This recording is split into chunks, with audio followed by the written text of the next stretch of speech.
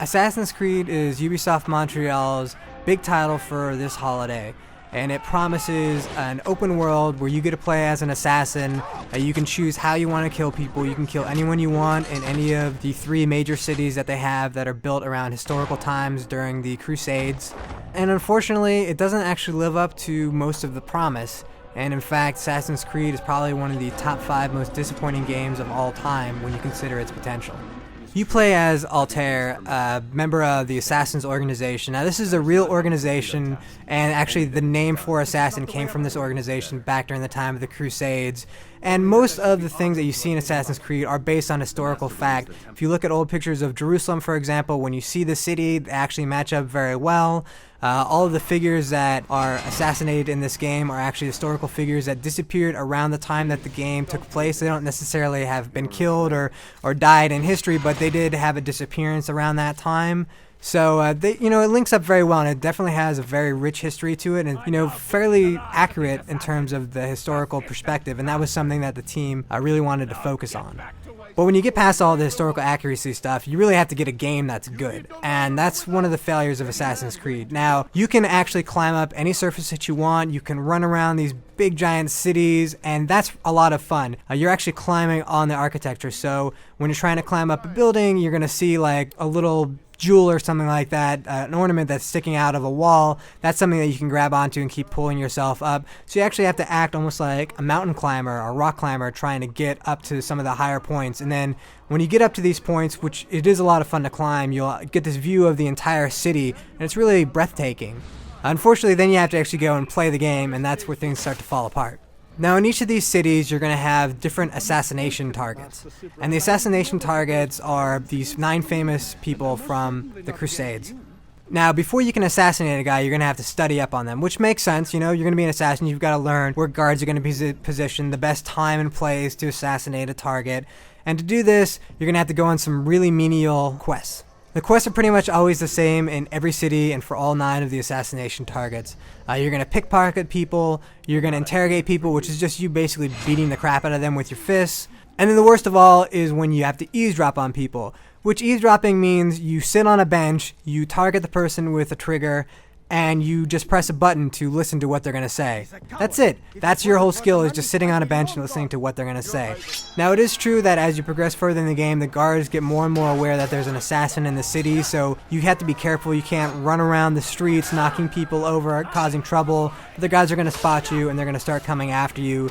But when they do, it doesn't matter because you're a master of the blade, so once you get a hang of the combat system, you can pretty much take care of every guard in the city, and if not, you can run from rooftop to rooftop trying to hide. And what you see in the top left corner is your stealth meter. When it turns yellow, it means that you're in an area where guards are somewhat aware that there's somebody in the city that shouldn't be in the city. So if you do anything really crazy, like stab somebody out in public, they're going to notice and immediately start chasing you. When it turns red and it starts blinking, it means that guards are aware that there's an assassin a few feet away from them. They're on the lookout for anything. So even if you bump into somebody or you just look nasty at somebody, they're going to come right after you.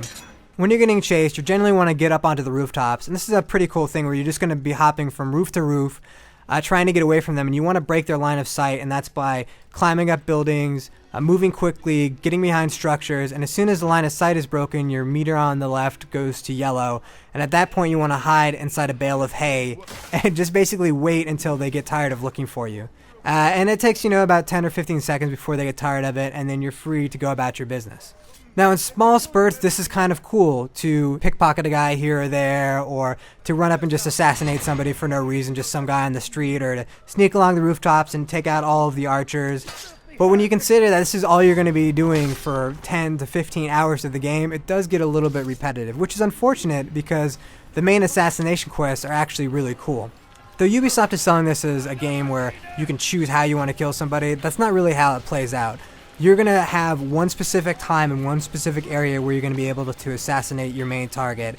And generally you have 2 options, either to run straight in there and fight everybody, or to sneak around the side and try to get a self-assassination and then run away back to the Bureau where you're kind of have your own safety net. And that's where you get your missions, and that's also where you complete your missions.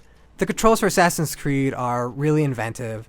You basically use the face buttons as different parts of your body, so you're kind of acting as a puppeteer, and they even describe this in the game as you being a puppeteer. So one button is going to activate your head, which is to look at specific items. Then you have two buttons, one for each hand. One will be your weapon hand, another one is for your offhand.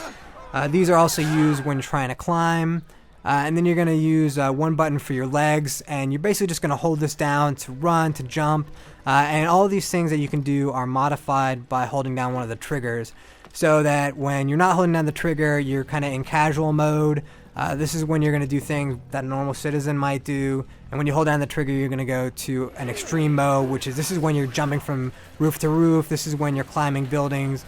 This is when you're basically leaping at guards to stab them in the throat, which looks very cool, but maybe isn't the most practical thing to do in the middle of a crowd. So the controls do take a little bit of time to get used to, but once you get to hang them, they're actually really fun. It's really simple. In a lot of ways, it feels sort of like a simplified version of maybe what Prince of Persia Next Gen might be, especially when you're jumping around from rooftop to rooftop. Assassin's Creed's biggest issue is really its story. We don't want to spoil anything, but you do play as two characters in Assassin's Creed. We won't tell you who the other character is outside of Altair, but you basically switch between these two characters between every assassination. And the second character you play as, the whole storyline involved in that is awful. It has no purpose whatsoever of being involved in the story. In fact, the big twist of the game is revealed in the first 5 minutes, so imagine if you were watching The Sixth Sense and 5 minutes into the movie they told you that Bruce Willis was dead. Kind of make the rest of the movie seem stupid, and that's what happens in Assassin's Creed. And every time that you're in this other personality, it's just a pain. And unfortunately, while the big cities are really cool and climbing around is a lot of fun, all that potential is wasted on going back to very old game conventions of completing simple, almost mindless quests. And there's just a lot of minutia in Assassin's Creed that didn't need to be there. So unfortunately, the game that was going to revolutionize the industry is actually a game that falls a little bit flat on its face. That doesn't mean that you can't enjoy Assassin's Creed, and some people certainly will get a lot of joy out of this game, but there are just far too many areas where the game goes wrong to really give it a very high recommendation. Assassin's Creed is the kind of game where you're better off probably renting it for a weekend than actually spending $60 to buy it and own it forever, because you're only going to want to play it once, and you may not even want to finish it at that. For the full written review of Assassin's Creed, you can check it out on IGN.com.